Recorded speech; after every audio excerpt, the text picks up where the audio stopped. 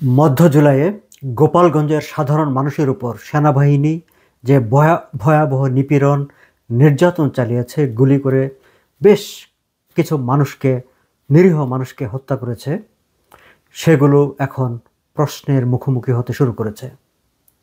আমাদের প্রথমটায় মনে হয়েছিল যে এত বড় মানবাধিকার লঙ্ঘনের ঘটনা নিয়ে এত state sponsored violence against civil people সাধারণ মানুষের বিরুদ্ধে রাষ্ট্র কর্তৃক পরিচালিত যে সন্ত্রাস সেই সন্ত্রাসের বিরুদ্ধে প্রতিকার চাওয়ার কিংবা প্রতিকার পাওয়ার বোধহয় কোনো ব্যবস্থা কোথাও নেই, কেউ কোনো কথাই বলছিলেন না। অন্তত এখন কেউ কেউ এই বিষয়গুলো নিয়ে প্রশ্ন তুলতে শুরু করেছেন, এই বিষয়গুলোর ব্যাখ্যা চাইতে শুরু করেছেন। কোনো কোনো মানবাধিকার সংগঠন মুখ ফুটে বলতে শুরু করেছেন গোপালগঞ্জে ভয়াবহভাবে মানবাধিকারের লঙ্ঘন হয়েছে। দর্শক, গত 2 দিনে বেশ কয়েকটি প্রতিবেদন, বেশ কয়েকটি খবর ঢাকার গণমাধ্যমে প্রকাশিত হয়েছে। এর মধ্যে 11 জন বিশিষ্ট নাগরিক তারা গোপালগঞ্জ ঘুরে এসেছেন, সরেজমিনে ঘুরে বিভিন্ন মানুষের সঙ্গে কথাবার্তা বলে এসে তারা এক গণমাধ্যমে একটি বিবৃতি প্রকাশ করেছেন এবং সেই বিবৃতিতে তারা দাবি করেছেন গোপালগঞ্জে আইনশৃঙ্খলারক্ষী বাহিনী, সেনাবাহিনী যে গুলি করেছে সেখানে যে প্রাণঘাতী অস্ত্র ব্যবহার করেছে সেই অস্ত্র ব্যবহারের কোনো প্রয়োজন ছিল না। প্রাণঘাতী অস্ত্র ব্যবহারের কোনো যে লজিক আছে, কোনো যৌক্তিকতা আছে, তারা সেটি খুঁজে পাননি। এবং এই যে 11 জন বিশিষ্ট নাগরিক যারা পত্রিকায় বিবৃতি দিয়েছেন, অন্তত পত্রিকায় যাদের নাম এসেছে, এদের সবাই গত বছরের জুলাই আগস্ট আন্দোলনে আওয়ামী লীগ সরকারের বিরুদ্ধে যে আন্দোলন পরিচালিত হয়েছিল সেই আন্দোলনের একেবারেই সম্মুখ সারিতে ছিলেন। অর্থাৎ বর্তমানে যে সরকার দেশ শাসন করছে সেই সরকারের সমর্থক, কিংবা অন্যভাবে যদি বলি যে আওয়ামী লীগের বিপক্ষে থাকা মানুষজন তারা বিবেকের তাড়নায় বলতে বাধ্য হচ্ছেন যে গোপালগঞ্জে যেটি করা হয়েছে সেটি অন্যায় করা হয়েছে। কারণ সেখানে যে যেই প্রাণঘাতী অস্ত্র ব্যবহার করা হয়েছে সেটির লজিক্যাল ছিল না, তার কোনো যৌক্তিকতা ছিল না। একই সঙ্গে আইন ও সালিশ কেন্দ্র নামে ঢাকার একটি মানবাধিকার সংগঠন তারাও প্রশ্ন তুলেছে যে সরকার সেখানে রাষ্ট্র দায়িত্ব পালনে সেখানে ব্যর্থ হয়েছে এবং একই সঙ্গে তারা বলেছে যে সেখানে নাগরিকদের গুরুতর মানবাধিকার লঙ্ঘন হয়েছে। আমি মনে করি যে দুটি বিষয়, যে দুটি বক্তব্য যেটি গণমাধ্যমে এসেছে অত্যন্ত গুরুত্বপূর্ণ এবং ইঙ্গিতপূর্ণ, এই কারণে যে গোপালগঞ্জে যা ঘটেছে সেটি নিয়ে আসলে কোনো কথা বলবার মতো কেউ ছিল না। এবং এমন একটি অবস্থা হয়েছিল যে হ্যাঁ, গোপালগঞ্জ সেখানকার মানুষকে মেরে ফেলা যায়, বোটের নিচে পিষ্ট করা যায়, সেরকম ছবি ভিডিও চিত্র আপনারা দেখেছেন যে সেনাবাহিনী আর সদস্যরা সেখানে নাগরিককে ভোট চাপা দিয়ে মেরে ফেলেছে। এরকম একটি ভিডিও, এরকম একটি ছবি গণমাধ্যমে স্থানীয় এবং আন্তর্জাতিক পর্যায়ে ঘুরে বেরিয়েছে। সেখানে একদম সরাসরি গুলি করে মানুষকে মেরে ফেলা হয়েছে, এমনকি যাদেরকে মেরে ফেলা হয়েছে তাদের ময়নাতদন্ত পর্যন্ত করতে দেওয়া হয়নি, ময়নাতদন্ত ছাড়াই তাদের শেষকৃত্য করে ফেলা হয়েছে। তারপরে অবশ্য আবার কবর থেকে তুলে এনে কারো ময়নাতদন্ত করা হয়েছে। কিন্তু যেই একজন দীপ্ত সাহা, যার ধর্মীয় কারণে যার শেষকৃত্য হয়েছে আগুন চিতায় শ্মশানে পুড়িয়ে, তার তো আর ময়নাতদন্ত করার কোনো সুযোগ ছিল না। এবং শুধু তাই নয়, গত 16 জুলাইয়ের সেই মর্মান্তিক পৈশাচিক ঘটনার পর এ পর্যন্ত সেখানে যেটি হয়েছে হাজার হাজার মানুষের বিরুদ্ধে বেনামি, কোনো নাম উল্লেখ না করে সমানে হত্যা মামলা করা হয়েছে। সেখানে রেড দিয়ে, কারফিউ দিয়ে বাড়ি বাড়ি গিয়ে সেখানকার পুরুষ, নারী, শিশু নির্বিশেষে গ্রেফতার, নির্যাতন, নিপীড়ন সেগুলো চলেছে এবং পুরো এলাকা পুরুষ শূন্য হয়ে পড়েছে। অনেকে আবার নারীরাও পর্যন্ত পালিয়ে গেছে নিপীড়ন, নির্যাতনের ভয়ে, এবং সেগুলো নিয়ে কোথাও কোনো কথা বলার সুযোগ ছিল না। ঢাকার পত্রপত্রিকাও সেগুলো যে খুব বেশি এসেছে তা নয়। আবার এই যে পুলিশ বেনামে হাজার হাজার মানুষের নামে মামলা দিয়ে রেখেছে, সেই মামলা নিয়ে হয়েছে আবার বাণিজ্য, যে কেউ নাম ঢুকিয়ে দেবো বলে টাকা খেয়েছে, আচ্ছা নাম বাদ দিয়ে দিব বলে টাকা খেয়েছে, এরকম নানা অভিযোগ মানুষ সেখানে করেছে এবং এগুলো নিয়ে সোশ্যাল মিডিয়ায় লেখালেখি হয়েছে, গুঞ্জন হয়েছে। কিন্তু কোনো কিছুই এখনকার ডক্টর ইউনূসের শাসনে গণমাধ্যমের স্বাধীনতা বা গণমাধ্যমের সক্ষমতা এমন যে গোপালগঞ্জের প্রকৃত চিত্রের মানে একেবারে 10%ও আসলে গণমাধ্যমে আসেনি বা পত্রপত্রিকায় আসেনি। এমনই একটি পরিস্থিতিতে আইন ও সালিসি কেন্দ্র এর আগেও একটি বিবৃতিতে মানে ঘটনার পরপরই বিবৃতি দিয়ে তারা প্রশ্ন তুলেছিল যে সেখানে গুলি করার অর্ডারটি কে দিয়েছে, নির্দেশ কে দিয়েছে। দর্শক, যখন এই প্রশ্নটি সামনে আসে যে গুলির নির্দেশ কে দিয়েছে, তখন আমরা গত বছরের জুলাই মাসে ছাত্রদের আন্দোলনের সময় তখনকার পুলিশের যে গুলিবর্ষণ, সেই বর্ষণের ঘটনাকে কেন্দ্র করে আমরা দেখছি যে মামলা হয়েছে। সাবেক প্রধানমন্ত্রী শেখ হাসিনা তিনি নাকি গুলির নির্দেশ দিয়েছেন এমন অডিও ভিডিও চিত্র আন্তর্জাতিক মিডিয়াতে প্রকাশ করা হয়েছে, এবং যারা সরকার এমনকি মামলা পরিচালনার সঙ্গে সংশ্লিষ্ট তারাও গণমাধ্যমে সেগুলো নিয়ে বক্তৃতা বিবৃতি দিচ্ছেন, এবং বলা হচ্ছে যে প্রধানমন্ত্রী হিসেবে শেখ হাসিনা গুলির নির্দেশ দিয়েছিলেন সাধারণ মানুষকে মেরে ফেলার জন্য, এবং সেটিকে অভিযোগ হিসাবে দেখা হচ্ছে। আইন ও সালিশ কেন্দ্র যখন প্রশ্ন করে যে গোপালগঞ্জে গুলির নির্দেশ কে দিয়েছিল, তখন সাধারণ মানুষ কিন্তু এই প্রশ্নটিও করে যে শেখ হাসিনা গুলির নির্দেশ দিয়েছিলেন, সেটিকে যদি অপরাধ হিসাবে বিবেচনা করা হয় তাহলে গোপালগঞ্জে যিনি গুলির নির্দেশ দিয়েছিলেন সেটি অপরাধ হিসাবে বিবেচিত হবে না কেন? তাহলে খুঁজে বের করা দরকার গোপালগঞ্জে গুলির নির্দেশটি কে দিয়েছিল। এবং আইন ও সালিশ কেন্দ্র যেটি গত 16 জুলাইয়ের পরপর মানে ঘটনার পরপর এই প্রশ্নটি তুলেছিল, তারপর তাদের আরও একটি প্রতিনিধি দল পুরো এলাকায় গিয়ে বিভিন্ন পর্যায়ে তারা কথাবার্তা বলেছে।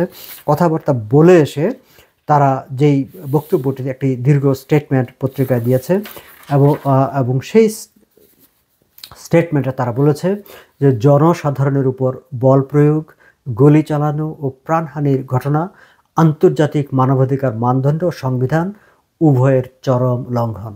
অর্থাৎ গোপালগঞ্জে সেনাবাহিনী যা করেছে, পুলিশ যা করেছে, সরকার যা করেছে, সেটি আন্তর্জাতিক মানবাধিকার মানদণ্ড এবং সংবিধান, বাংলাদেশের যে সংবিধান, দুটিরই চরম লঙ্ঘন। অর্থাৎ সরকার সংবিধান লঙ্ঘন করেছে, মানবাধিকার লঙ্ঘন ঘটেছে। আইন ও সালিশ কেন্দ্র বলছে যে এই ধরনের ঘটনা দেশের গণতান্ত্রিক পরিসর, মানবাধিকারের মূল্যবোধ এবং নাগরিক নিরাপত্তার প্রতি এক ধরনের হুমকি। নাগরিকের জীবন রক্ষা রাষ্ট্রের প্রধান দায়িত্ব।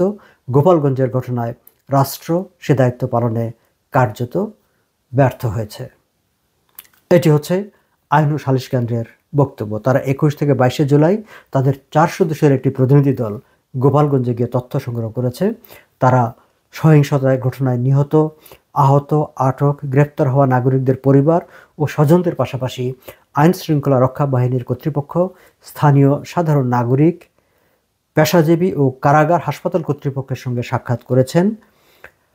তারপরে তারা তাদের যে প্রতিবেদন সেটি গণমাধ্যমে প্রকাশ করেছেন, এবং এর পরপরই 11 জন বিশিষ্ট নাগরিক, আমি তাদের বক্তব্যে যাবার আগে আমি তাদের কয়েকজনের নাম আপনাদের একটু উল্লেখ করি যেটি পত্রিকায় প্রকাশিত হয়েছে। তার মধ্যে আলোকচিত্রী শহীদুল আলম রয়েছেন, তার নাম আপনারা জানেন। ঢাকা বিশ্ববিদ্যালয়ের শিক্ষক সামিনা লুৎফা, মুশাহিদা সুলতানা, রুশাদ ফরিদি, আইনজীবী সারা হোসেন, মঞ্জুর আল মতিন, এই নামগুলো আপনাদের অত্যন্ত পরিচিত। সাংবাদিক তাসনিম খলিল, এই নামগুলো আপনাদের পরিচিত। লেখক ফিরোজ আহমেদ ও অধিকার কর্মী নাফিউল আলম। এর বাইরে আরেকজন সাংবাদিক ছিলেন যিনি তার নাম প্রকাশ করতে চাননি বলে প্রথম আলো রিপোর্টে উল্লেখ করা হয়েছে।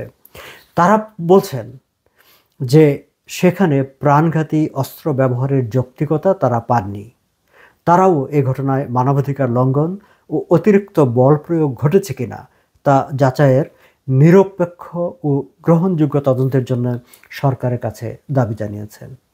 দর্শক, 16 জুলাইয়ের পরপরই যখন সেনাবাহিনী গোপালগঞ্জে এই নিপীড়ন চালিয়েছে, তার পরপরই নিরপেক্ষ এবং গ্রহণযোগ্য একটি তদন্তের দাবি উঠেছিল। ব্রিটিশ অনুসন্ধানী সাংবাদিক ডেভিড বার্গম্যান তিনি প্রথম এগুলো নিয়ে প্রশ্ন তুলেছিলেন। আইন ও সালিশ কেন্দ্র, মানবাধিকার সংগঠন তারাও প্রশ্ন তুলেছিল, তারাও একটি গ্রহণযোগ্য তদন্ত কমিটি সেখানে গঠন করার দাবি জানিয়েছিল। সরকার অবশ্যই একটি তদন্ত কমিটি গঠন করেছে। সাবেক একজন বিচারপতির নেতৃত্বে 6 সদস্যের যে তদন্ত কমিটি গঠন করা হয়েছে সেটি নিয়েও কিন্তু ডেভিড বার্গম্যান প্রশ্ন তুলেছেন, আরও অনেকে প্রশ্ন তুলেছেন, এবং আমাদেরও সেখানে প্রশ্ন আছে, আপত্তি আছে। কারণ যাদেরকে সেই তদন্ত কমিটিতে রাখা হয়েছে সেখানে সেনাবাহিনীর প্রতিনিধি আছে, পুলিশের প্রতিনিধি আছে, স্বরাষ্ট্র মন্ত্রণালয়ের প্রতিনিধি আছে। গোপালগঞ্জে নিপীড়ন চালিয়েছে সেনাবাহিনীর কর্মকর্তাকে সেনাবাহিনীর বিরুদ্ধে তদন্ত করে কোনো ধরনের তাদের কোনো দোষ থাকলেও কি সেটি তারা খুঁজে বের করবে? অবশ্যই না।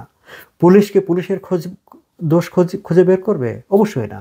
এবং স্বরাষ্ট্র মন্ত্রণালয় হচ্ছে সরকার, এবং গোপালগঞ্জে যেটি হয়েছে সরকারের অনুমোদনে, এটিকে যারা অনেকে বলছেন যে স্টেট স্পন্সর্ড টেরোরিজম, ভায়োলেন্স। ফলে মানে পুরো যে কমিটিটি করা হয়েছে সেই কমিটিটি আসলে করা হয়েছে যারা আসলে সত্যিকার অর্থে সেখানে কি ঘটেছে সেটির খোঁজ তারা করবেন না। আবার কমিটিকে যে কার্যপরিধি তৈরি করে দেওয়া হয়েছে দর্শক, সেটিও একটা ইন্টারেস্টিং।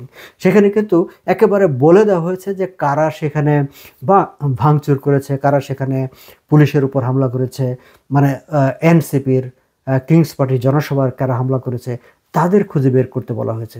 সেখানে কিন্তু এই যে সেনাবাহিনীর নিপীড়ন হয়েছে, সেনাবাহিনী নির্যাতন করেছে, সেই বিষয়গুলো তদন্তের আওতায় কিন্তু আনা হয়নি। সেনাবাহিনী কেন গুলি করলো, কী পরিস্থিতিতে গুলি করলো, গুলি করার মতো পরিবেশ তৈরি হয়েছিল কিনা, কেন গোপালগঞ্জে মানুষ মারা গেল, গোপালগঞ্জের মানুষের উপর কেন হয়রানি হলো, সেই বিষয়গুলো কিন্তু তদন্ত কমিটির যে তার এখতিয়ারের মধ্যে আনা হয়নি। তার মানে সরকার আগে বলেই দিয়েছে যে সেখানে যারা মারা গেছে, গুলি হয়েছে, সেগুলো নিয়ে কোনো ধরনের তদন্ত করা যাবে না, বা সেনাবাহিনী সরকার যা নিপীড়নমূলক যেসব আচরণ করেছে বলে অভিযোগ করা হচ্ছে সেগুলো নিয়ে তদন্ত করা যাবে না। তদন্ত করতে হবে কি, যে গোপালগঞ্জের মানুষ আসলে কি করেছে, এনসিপির বিরুদ্ধে যে তাদের সভা সমাবেশ যেটি ভেঙে দেওয়া হয়েছে বলে অভিযোগ করা হচ্ছে সেটি তদন্ত করতে হবে, সেখানে কারা দোষী সেটি খুঁজে বের করতে হবে। তার মানে হচ্ছে যে তদন্ত কমিটিকে চোখ কান বেঁধে তার হাতে ধরিয়ে দেওয়া হয়েছে যে তার আসলে কাজটা কী। তাহলে যে যে নিপীড়নের অভিযোগ তোলা হচ্ছে, মানবাধিকার লঙ্ঘনের অভিযোগ তোলা হচ্ছে, এবং এখতিয়ার বহির্ভূতভাবে অহেতুক মানে মারণাস্ত্র ব্যবহার করা হয়েছে, প্রাণঘাতী অস্ত্র ব্যবহার করা হয়েছে, সেগুলোর লজিক কী, সেগুলো কেন করা হয়েছে, সেই বিষয়গুলোর দিকে কিন্তু মানে সেখানে সরকারের কোনো দায় আছে কিনা, সেনাবাহিনীর কোনো দায় আছে কিনা, সেগুলো কিন্তু খুঁজে বের করার জন্য কোনো মানে একদম তদন্ত কমিটির মানে তাদের যে এখতিয়ারের বাইরে রাখা হয়েছে। তার মানে হচ্ছে সরকার মানে এই যে সংগঠনগুলো যারা চাচ্ছে, মানবাধিকার সংগঠনগুলো যা চাচ্ছে, নাগরিকরা যা চাচ্ছে যে সেখানে আসলে কারা কি করেছে একটা নিরপেক্ষ গ্রহণযোগ্য তদন্ত হোক, সরকার সেদিকে যাচ্ছে না। সরকার তার মতো করে কাজ করতে যাচ্ছে। ফলে এটি দাঁড়িয়েছে যে একটা স্টেট স্পন্সর যে টেরোরিজম, সেই টেরোরিজমের কাছে জনগণ মানে একটা অসহায় হয়ে আছে। মানে অনেকে যেটিকে বলছেন যে গোপালগঞ্জকে আরেকটা গাজা বানাতে চাচ্ছে সরকার, এবং গোপালগঞ্জের মানুষ আসলে নিজেদেরকে এখন গাজার অধিবাসীর মতোই ভাবতে শুরু করেছে।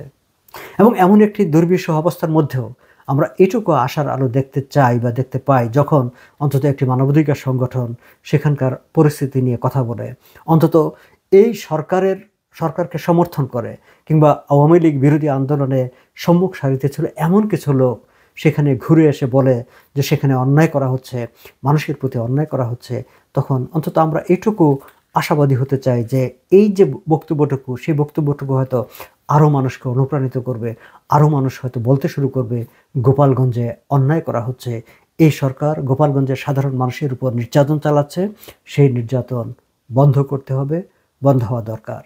আমরা আশা করব যে স্থানীয় বিশিষ্ট মানুষগুলো যে কথা বলেছে, স্থানীয় মানে বাংলাদেশের মানবাধিকার সংগঠন যে রিপোর্টটি দিয়েছে, এই রিপোর্টগুলো, এই বক্তব্যগুলো আন্তর্জাতিক মানবাধিকার সংগঠন যারা আছে তারা আমলে নেবে, ইন্টারন্যাশনাল মিডিয়া আমলে নেবে, এবং বিশ্বের যারা মানবাধিকার নিয়ে কথা বলে যেসব পশ্চিমা দেশ, ইউরোপীয় দেশ কিংবা অন্যান্য দেশ, তাদের কাছেও যাবে, এবং সবাই এই যে গোপালগঞ্জে যে স্টেট স্পন্সর যে ভায়োলেন্স চলছে, টেরোরিজম চলছে, তার বিরুদ্ধে সবাই সোচ্চার হবে।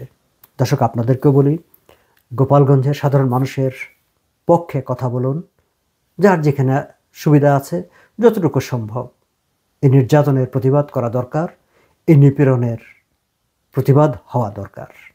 আজ এ পর্যন্তই।